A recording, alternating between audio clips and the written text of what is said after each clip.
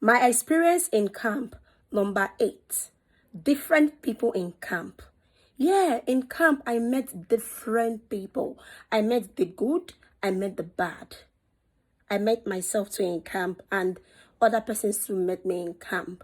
So, different people I met in camp was, I met so lot of people, as in like the Yoruba, the Igbo, the Hausa, let me different tribes coming together, and everybody has their own words, unique characters.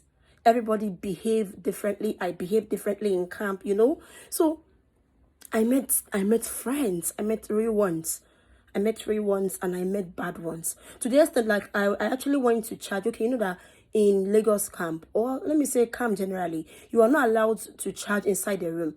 Even if you're not even allowed to charge inside the room. But the truth of the matter is there is no socket working. I think they actually disconnected it so that we can actually be patronizing those doing it in Mami Market. So I learned something there. Whenever I charge my phone in Mami Market, my phone drains out fast. My power bank too dies. Imagine power bank of 40,000 mAh dying just a day.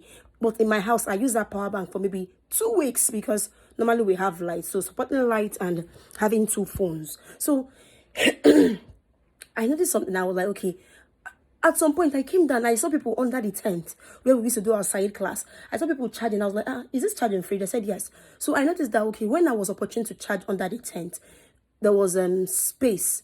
Okay, like as in, I got space. And when I charged it, I noticed that my power bank lasted so long and my phone lasted kind of long.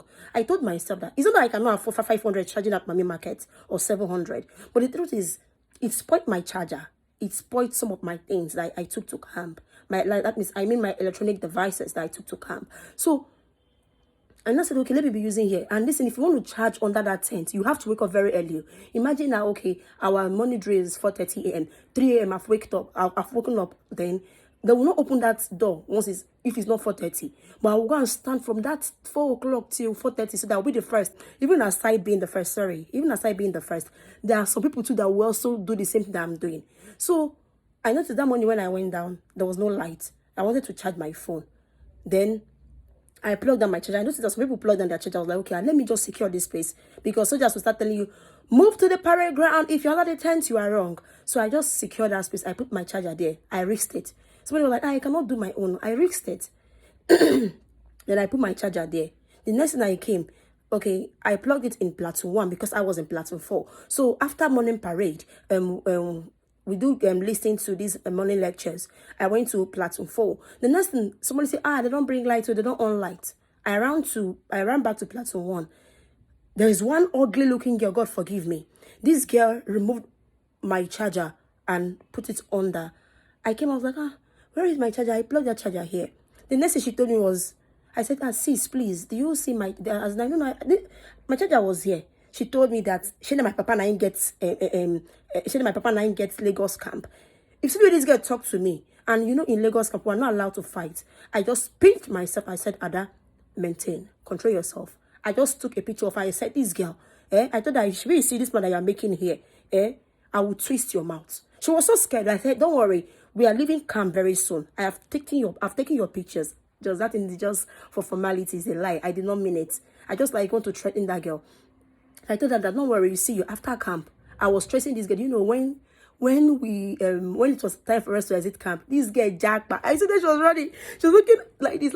I think she did not recognize me, but me I recognized her. But I met different souls in camp, which was so annoying. I met the ones that even said I'm not up to their standard because they were in Mami Market. Yeah, they were because me I don't, So and they were actually drinking alcohol and everything. Alcohol is not a bad thing, but if your head can carry it, go ahead. So I met some people. They're like, you can't run with her because you are not doing what we are doing. Some were even carrying their shoulders up. Those people carrying their shoulders up are not the ones spending their money in Mami Market. It was a guy's money that they were spending. The ones that even pay me passes, the ones I even know from house, coming to Lagos camp to claim what they are not. I felt so bad, but to the glory of God, I told myself, Ada, you are different from this person. You will not be who they want you to be because they want you to act like them. And I told myself, I will be me. I will not pretend to be who I am not. So to cut long story short, I met different souls in camp.